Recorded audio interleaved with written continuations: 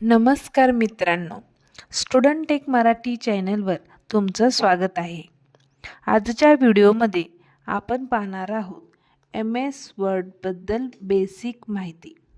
चला तर मग बघूया. MS वर्ड ओपन कसे करायचे ते सर्वप्रथम आपण पाहू. MS वर्ड ओपन करण्यासाठी सुरुवातीला स्टार्ट बटनवर क्लिक करा. त्यानंतर इथेच उजव्या बाजूला मायक्रोसॉफ्ट ऑफिस नावाचे फोल्डर शोधायचे आहे. यामध्ये मायक्रोसॉफ्ट ऑफिसला क्लिक केल्यानंतर मायक्रोसॉफ्ट ऑफिस वर्डवर क्लिक करायचे आहे.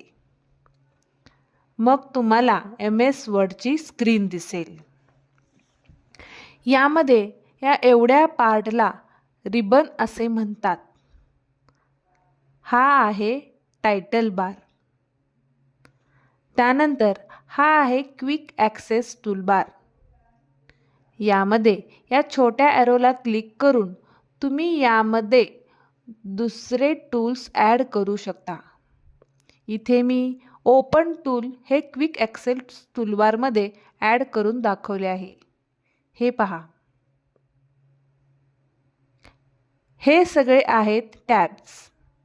File tab, insert, page layout, references, mailings, review आणि व्ह्यू हे सगळे टॅब्स आहेत.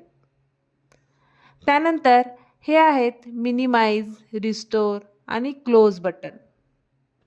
आणि हा आहे व्हाईट पोर्शन, त्याला आपण टायपिंग एरिया किंवा यालाच वर्डचे पेज असे म्हणतात. यावर आपण टाईप करतो. आणि हा ब्लिंक करतो आहे याला आपण कर्सर म्हणतो. कर्सरपासून आपण जेव्हा टाईप करतो तिथून सुरुवात होत असते. हा आहे स्टेटस बार. यावर आपण कोणत्या पेजवरती आहोत, किती वर्ड्स आपण टाईप केलेले आहेत आणि आपण लँग्वेज कोणती यूज केलेली आहे ते दिसते. हे आहे झूम बटन. झूम बटन किंवा झूम स्लायडर असेही म्हणतात. आपण पेज झूम करू शकतो आणि आपली फाईल सेव्ह करण्यासाठी येथे फाईल टॅबला क्लिक करायचे आहे. यामध्ये सेव्ह हा ऑप्शन दिसेल. यावर क्लिक केल्यावर एक डायलॉग बॉक्स ओपन होईल. हे पहा. फाईल नेममध्ये तुमच्या फाईलचे नाव कोणत्या नावाने सेव्ह करायचे आहे ते इथे आपण टाईप करायचे आहे. आणि आपण फाईल कॉम्प्युटरमध्ये कोठे सेव्ह करत आहोत ते इथे पाहायचे आहे. आणि आवश्यकतेनुसार आपल्याला ती फाईल कॉम्प्युटरमध्ये कोठे सेव्ह करायची आहे त्यावरती क्लिक करून आवश्यकतेनुसार बदल करायचे आहेत. आणि सेव्हला क्लिक केल्यानंतर तुमच्या फाईलचे नाव इथे टायटल बारवरती दिसेल. हे पहा. आणि MS वर्ड बंद करताना क्लोजवरती क्लिक करायचे आहे. आपली वर्ड फाईल बंद होईल.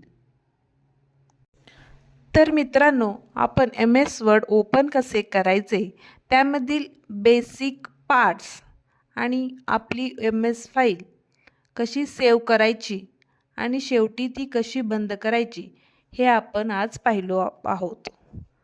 जर व्हिडिओ आवडला असेल तर लाईक करा, शेअर करा आणि चॅनलला सबस्क्राईब करायला विसरू नका. थँक्यू. धन्यवाद.